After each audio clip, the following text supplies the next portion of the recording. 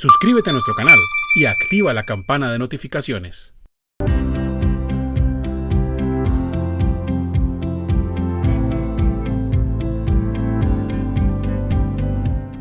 ¿Qué documentación deben anexar las empresas al momento de presentar los estados financieros de 2020 ante la Superintendencia de Sociedades? Bueno, en cuanto a la documentación, les voy a mostrar esta diapositiva. Esta diapositiva es parte de un curso que hacemos sobre reporte de los estados financieros a la Superintendencia, así paso a paso hasta obtener ¿cómo se llama? El radicado. Y allí me dice la diapositiva, los documentos adicionales que se deben reportar a las supersociedades, ¿cuáles son? Entonces me dice, usted radicar en PDF individual. Mire que solamente esa palabra le puede generar a uno una sanción. Hay gente que llega y hace un zip y envía todos los documentos en un solo archivo, los documentos adicionales, y de una vez se gana un requerimiento de las supersociedades y una multa que va entre 4 salarios mínimos y 200 salarios mínimos mensuales legales vigentes. Entonces, yo debo hacer un PDF individual y subirlo en el SERFIN en un máximo de 2 días hábiles siguientes al plazo del envío de la información financiera. Recuerden que los plazos dependen del NIC que están ahí en la tabla 1, y lo que yo debo reportar como información adicional son, primero, si somos inspeccionados, entonces vamos a enviar la certificación del representante legal, contador y o revisor fiscal, de acuerdo con el artículo 37 de la ley 222 de 1995, con el número de la tarjeta profesional. No se lo vaya a olvidar, que hasta por eso hay sancionados, porque dicen, es que usted me envió el informe, pero usted no me puso ahí si usted era contador público o no, y yo cómo hago para saber, usted tiene que enviarme el número de la tarjeta profesional, declarando allí que se han verificado previamente las afirmaciones y que se han tomado fielmente los libros. Más adelantico les quiero hacer unas recomendaciones en relación con esto, porque con la pandemia muchas entidades no quieren reconocer las pérdidas de cartera reales que tienen, no quieren reconocer los deterioros de valor, siguen inflando las vidas útiles diciendo que tienen activos edificios disque a 90 años, cuando hoy en día con la pandemia usted no debería estar planeando a tan largo plazo. Yo siempre recomiendo que usted baje esas vidas útiles en lo posible, incluso más cercanas a lo fiscal, porque cuando usted le pone, por ejemplo, a un edificio 90 años de vida útil, no solamente está inflando la utilidad contable, lo que hace que usted termine pagando más impuestos en cabeza de los socios, de acuerdo con el artículo 49 del Estatuto Tributario, dado que allí te dice que si tú inflas la utilidad contable frente a la fiscal, esa diferencia es grabada en cabeza de los socios, recuerde. No solamente pasa eso, sino que estás diciendo mentiras.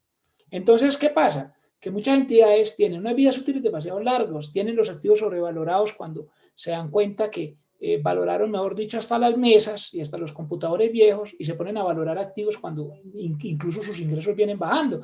Entonces yo siempre he recomendado, hombre, reverse esos avalúos. Sobre todo vienen muebles. ¿Para qué pone usted a valorar eso cuando la misma NIC dice que eso es opcional? NIC 16 párrafo 29 y NIC Pymes párrafo 17.5.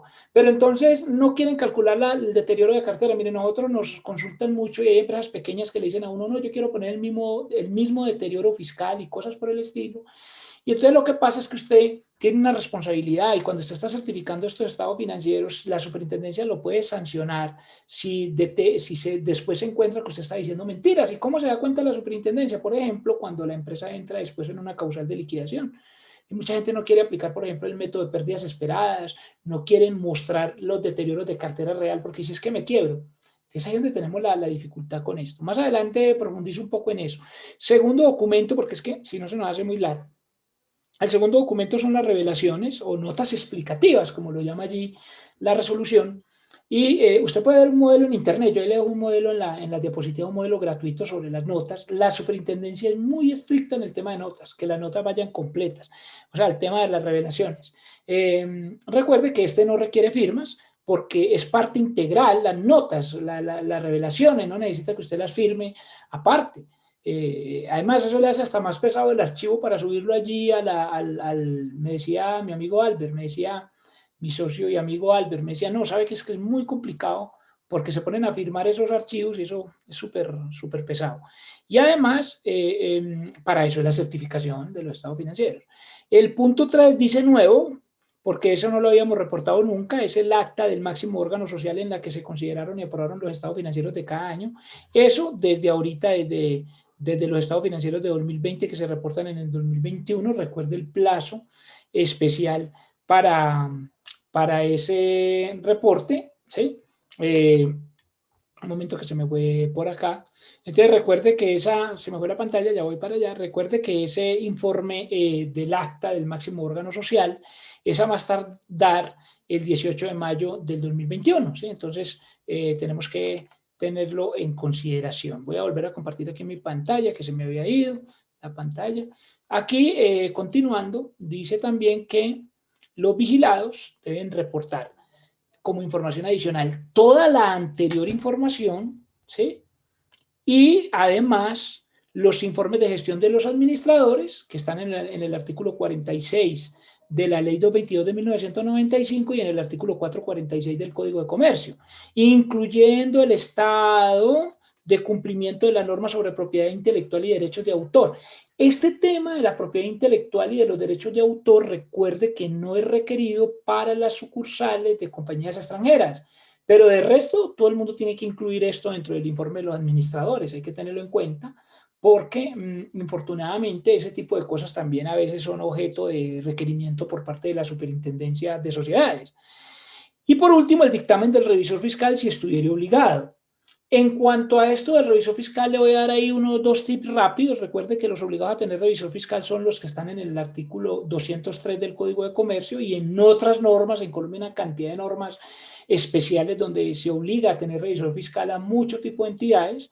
Y de acuerdo con la ley 43 del 90, en el artículo 13, me dice que si usted al cierre del año 2020 tuvo ingresos superiores a 3.000 salarios mínimos mensuales legales vigentes, es decir, 2.633.409 mil, o activos superiores a 5.000 salarios mínimos mensuales legales vigentes, es decir, 4.389.015 mil, usted está obligado a tener revisor fiscal. Y allí es una pregunta que nos hacen con frecuencia y me dicen, oye, ¿eso lo mío bajo NIO o bajo norma fiscal? No, es que la norma fiscal sirve para declarar renta o para declarar impuestos. Aquí cuando estamos hablando de información financiera, usted en esos topes de activos tiene que incluir también las estimaciones NIR como los avalúos. Eso lo dijo el Consejo Técnico en el concepto 366 de 2018. Entonces yo tengo, por ejemplo, un caso de una empresa que se puso a valorar, como les digo yo, hasta las papeleras de baño y quedó obligada a tener revisor fiscal cuando antes no estaba obligada. Y sabiendo que los avalúos son opcionales, de acuerdo con la NIPIMES párrafo 17.15. Yo le, ¿para qué puso a valorar eso? Usted no lo tiene para la venta. Pues una valorar para hasta, mejor dicho, un mundo de cosas, unas máquinas, y es que valorar un carro, yo siempre he considerado que eso es una barbaridad, valorar un carro, yo nunca he tenido un carro que se valorice, y yo creo que usted tampoco, se van a valorizar un vehículo, y entonces, claro, quedaron obligados a tener revisor fiscal, y entonces no enviaron a la superintendencia el dictamen del revisor fiscal, y fuera de eso se ganaron la sanción. ¿En cuánto se la graduaron? No recuerdo, pero algo así como 20 millones de pesos dentro de los 200, acuérdate que puede ir entre 4 y 200 salarios mínimos mensuales legales vigentes. Entonces, uno tiene que tener cuidado con estas cosas y con las decisiones que toma. Y otro tip ahí es que los modelos de dictamen que usted debería usar como revisor fiscal están en la orientación técnica 17 del Consejo Técnico de la Contaduría Pública. Aunque tenga en cuenta en ese modelo que entrega el Consejo Técnico que las CAM, o sea, las cuestiones clave de auditoría, de la NIA 701 solo aplican desde el 2019 si la entidad auditada cotiza en la bolsa. Bueno, y si cumple por allá otros topes que están allí. Por ejemplo, si usted mira ahí el decreto, mire la orientación que le dan los topes, porque puede haber unas entidades que sean del grupo 2 y que no cotizan en la bolsa, pero que tienen unos topes superiores, por ejemplo, a 200 trabajadores, a 30.000 salarios mínimos mensuales legales vigentes en activos y que tendrían que estar aplicando ya las cuestiones clave de auditoría desde el 2022, ¿sí? Bueno, si usted cotiza desde el 2019 y desde el 2022, usted aplicará esas cuestiones clave de auditoría de acuerdo con lo que le dice el decreto 2270 de 2019, ¿sí? Acuérdese que los que tienen que aplicar las normas internacionales de auditoría son esos que acabo de decir, la entidad del grupo 2, por ejemplo, que superen unos topes. Si usted es para una entidad del grupo 2, pero que no supera esos topes que están allí en el decreto 2270, o usted es una entidad del grupo 3, no se preocupe por las normas internacionales de auditoría, porque usted lo que tiene que aplicar es ley 43 del 90.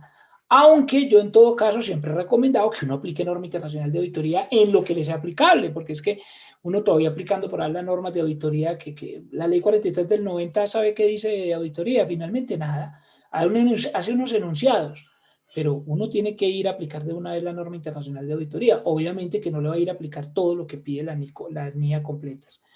Bueno, y en cuanto a esto de los documentos adicionales, también quiero recordarles que los estados financieros combinados o consolidados no requieren el informe de gestión, pero sí el informe especial del artículo 29 de la ley 222 del 95.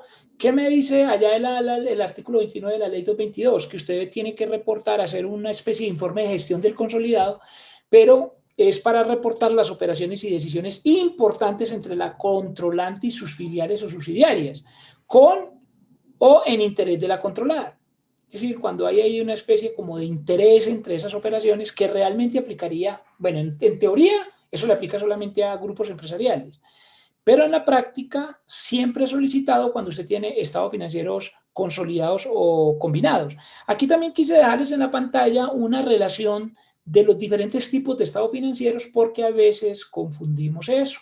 Se lo digo por experiencia propia. Yo, por ejemplo, me he dado cuenta que en muchas empresas de las que nosotros asesoramos, los contadores de pronto confundimos esto. Entonces, ahí se los dejé en pantalla, por ejemplo, ¿qué es un estado financiero individual? ¿Qué es un estado financiero principal?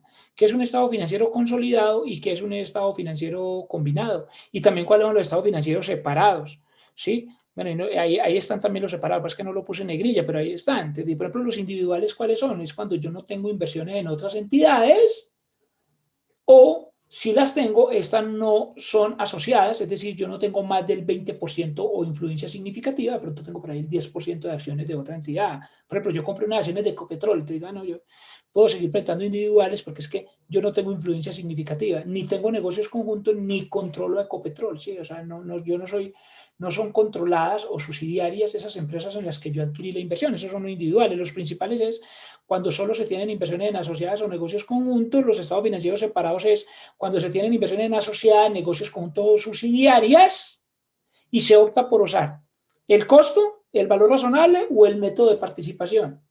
Recuerde, la norma internacional me dice, mire, si usted quiere, aplique el método de participación. Si usted no quiere, no lo aplique. Pero resulta que en Colombia las cosas no funcionan así, así nosotros nos creemos tan especiales.